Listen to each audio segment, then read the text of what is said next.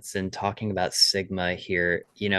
For some, when it was implemented 10 years ago, it really threw a monkey wrench to the idea of cover cropping, maybe indirectly discouraging some growers from approaching the use of cover crops for some time, whether it was from the act itself or through the GSAs. It still maybe even does for others in the state. I'm just curious what research is being done, or rather has been done, to better educate on this issue. Yeah, so the assumption was right for the GSAs that bare ground was better than covered ground with respect to consumptive use and evaporation. But there's been some studies have shown that during the winter months, the difference is negligible between ground cover and bare ground. Um, but a number of research articles are coming around now. But Jeff Mitchell has a long-standing one where he did work at down in the Hanford area on cover cropping.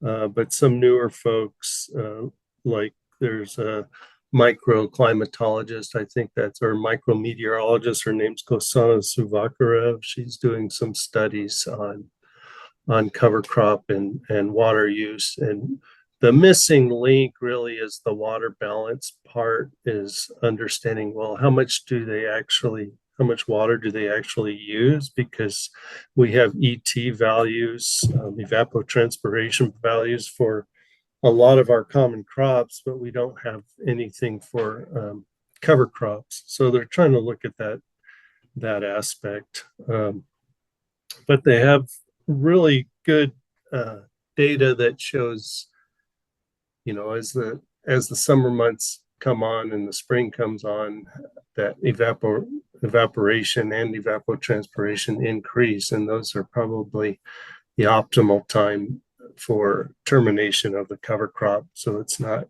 competing with water resources with your cash crop. But there's a number of people at the university that are looking at this. Alyssa De Vincentis did a number of studies with their PhD thesis, was Sam Solis at UC Davis, looking at water use and cover crops, and they found that it was not a striking difference between non-cover crop and cover crop systems.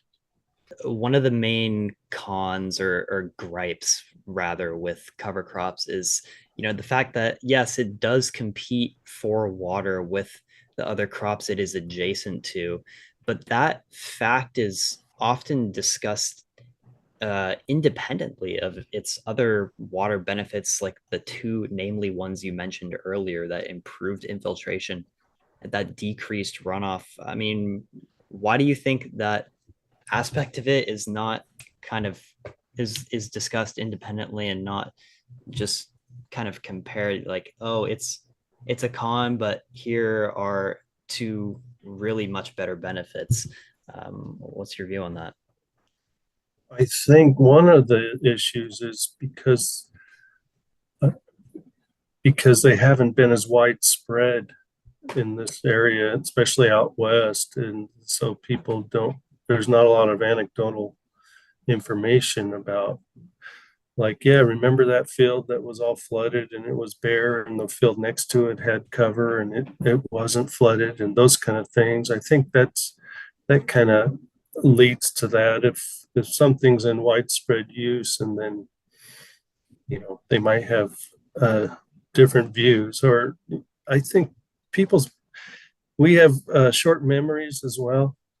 That's possible. And the other thing is, one cannot argue that in every single place in California or the West that cover crop is a good idea, because there's a lot of other factors that come into play.